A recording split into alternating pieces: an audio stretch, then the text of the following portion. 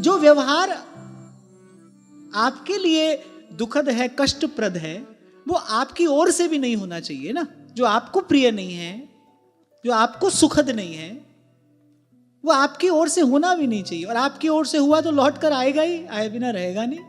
संत तो कहते हैं जो तोहे कांटा बोए, वाहे बोए तू फूल, उमा संत के ही बढ़ाई, मंद करत ते करई भलाई। किसी ने आपका भला किया, आपने उसका भला किया, कोई विशेष बात थोड़ी है ये। इसमें क्या विशेषता है बताइए? सदा से संसार इसी व्यवहार पर चल ही रहा है। किसी ने आपका भला किया, आपने उसका किया, तो होता ही है। पर संत की विशेषता क्या है?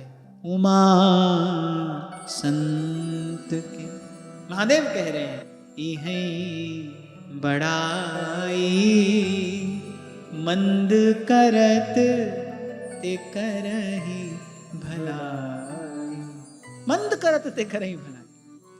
अच्छा, भगवान कह रहे हैं कि हमसे अधिक संत क्यों हैं? भगवान कह रहे हैं हम भी ऐसे ही हैं भाई। ये यथा माम प्रपद्यन्ते तांस तथैव भजाम्यहम्।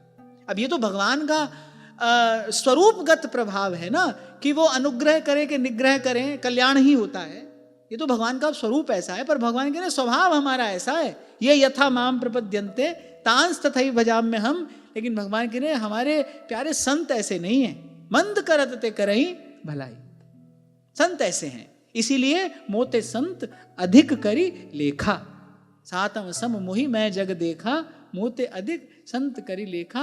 और कैसे कहूं आपको, अनुभव की बात है, ऐसा जन भगवान को कितना प्यारा होता है। कोई प्रतिकूल व्यवहार कर रहा है, कोई अनुचित कर रहा है, एक स्थिति है कि आप उत्तर नहीं देते। ये किसी ने जैसा किया, आपने वैसा किया, ये साधारण है। आपने उत्तर नहीं दिया, आप दे सकते थे, आपने उत्तर नहीं दिया, ये विशेष बात है। लेकिन आपने प्रतिकूल का उत्तर अनुकूल से दिया, ये विशेषतम है। ऐसा जन भगवान को अतिशय प्यारा होता है, ऐसा जन प्रभु को अति प्रिय। और संत ऐसा ही होता है, मंद करत ते करई भलाई। संत बड़ा सुंदर उदाहरण देते हैं। जीभ जो है कट जाती है, दांत से कट जाती है ना, कई बार बड़ी बुरी तरीके से कट जाती है, कट जाती है। अब दांतों का स्वभाव ऐसा ही है। और दांत कोई क्षमा याचना भी नहीं करते, जीभ से नहीं करते। वही दांत में कहीं कुछ तिनका फंस जाए, जीभ फिर वहीं जाती है ना, फिर वहीं जाती है। दांत काट देते हैं जीभ को और कोई क्षमा याचना नहीं करते।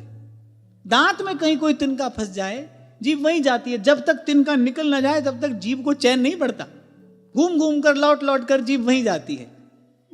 तो संत कहते हैं ये जीभ जो है ना, बस ऐसे ही संत होते हैं। रहते कहाँ हैं? जैसे दांतों के बीच में जिह्वा रहती है, ऐसे ही संसार में संत रहता है। यहां कुछ भी उसके अनुकूल थोड़ी है,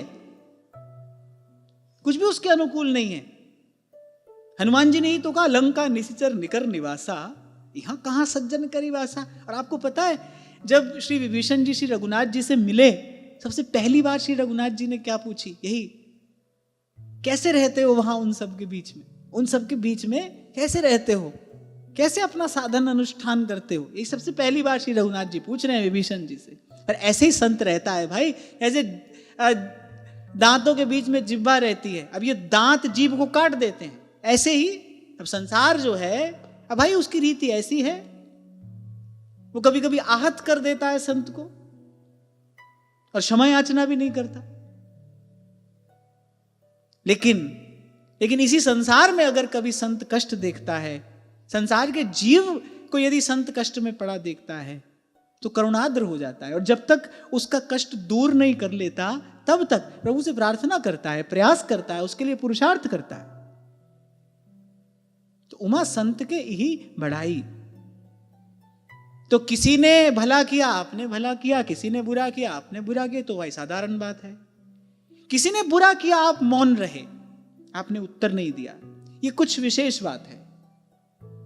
लेकिन किसी ने बुरा किया, किसी ने अनुचित किया, पर आपने उसका उत्तर अनुकूल होकर दिया, प्रेम से दिया, सद्भाव से दिया, ये विशिष्ट बात है। और ऐसा जन भगवान को अतिशय प्रिय है।